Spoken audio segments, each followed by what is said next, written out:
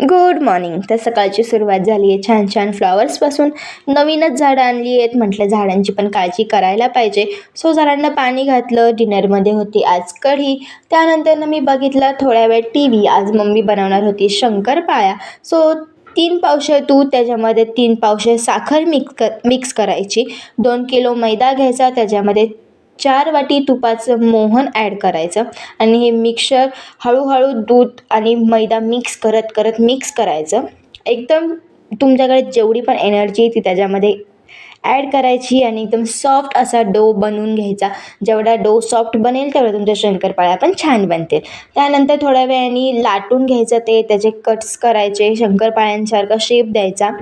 थोडंसं जाडच ठेवायचं ते आणि एकदम बारीक फ्लेमवर शंकरपाळ्या तळून घ्यायच्या. खूप सुंदर अशा क्रिस्पी, कुरकुरीत आणि जास्त गोड पण नाही, एकदम व्यवस्थित असं छान शंकरपाळ्या तयार होतात. सो नक्की ट्राय करा.